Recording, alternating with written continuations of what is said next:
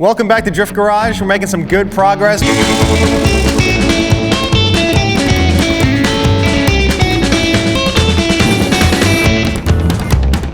But our project list is a bit ambitious, causing us to work super late nights, but you guys all know how that goes. Well, we got the engine back in, feeling pretty good about that, but we still have a lot to do. We have the radiator, the plumbing, and the tubing all to hook up still. Hopefully get this thing running pretty soon. Well, I finished all the power upgrades on the car, so I'm gonna move on to the suspension. I've been running basically stock angle in that thing for the past couple years, so I wanna move on to a better kit so I can back that thing into some corners maybe. And then the rear end's basically been falling apart, so I'm gonna upgrade that with some new suspension arms so I can get a good alignment on it. Well, all right, let's get back to work. Let's do it.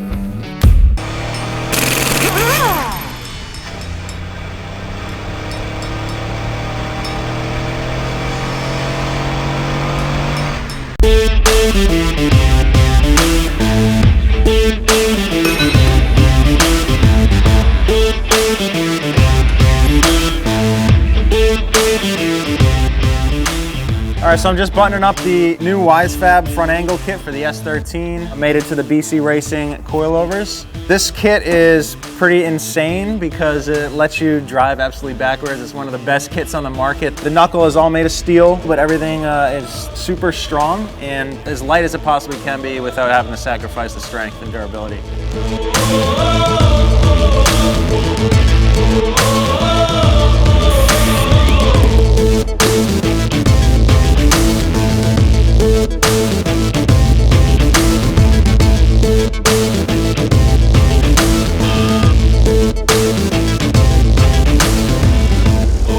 Running two turbos generates a lot of heat, and this radiator has more capacity and better flow than the stock unit.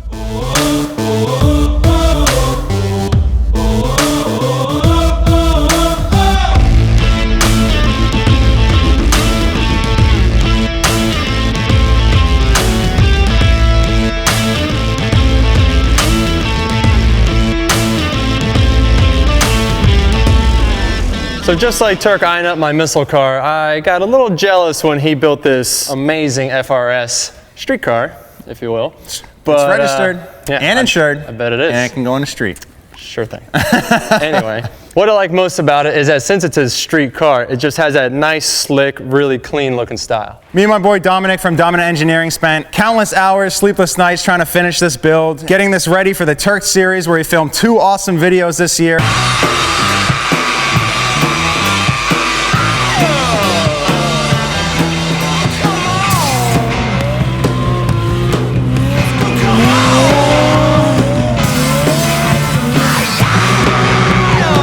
Motor setup in this car is a 2JZ stroked with a Brian Crower kit, running mild boost about 15 PSI and a Garrett GTX, making 500 at the wheels at the moment. As soon as we turn that boost up, it's gonna be making around 700.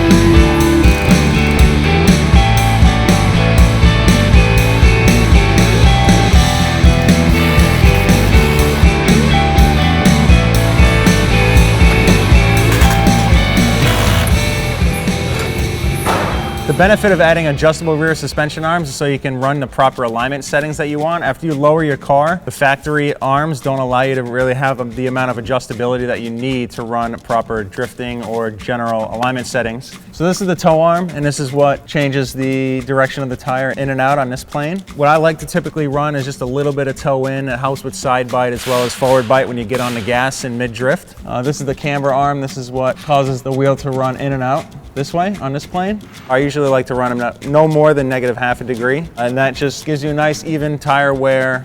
The upper forward arm, that's hard to see from this angle right now, but this one is what adjusts the bump steer. Your suspension is all pushing and pulling in different ways. So what the forward arm does is tries to dial that in as much as possible so that you have the most minimal amount of bump steer in the suspension travel, which allows you to have a lot more consistent alignment settings when you're on the track. Pro tip, want to shed a couple pounds? get yourself a lightweight, high capacity battery.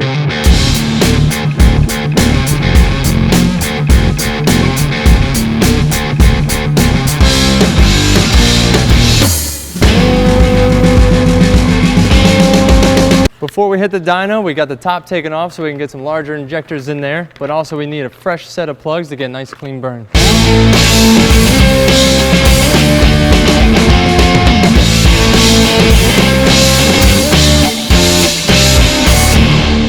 Knocked a ton off the list today. Rear suspension's done, front suspension's done, the car's aligned. Sounds good, man. Well, I got the engine all buttoned up, intercooler's on, all the piping's fitted, radiator's in, exhaust is done. I think this thing's ready to fire up. Prove it, man. Oh, you don't believe me? I don't believe you. All right, as long as we hooked it up. Black to red, red to black, right?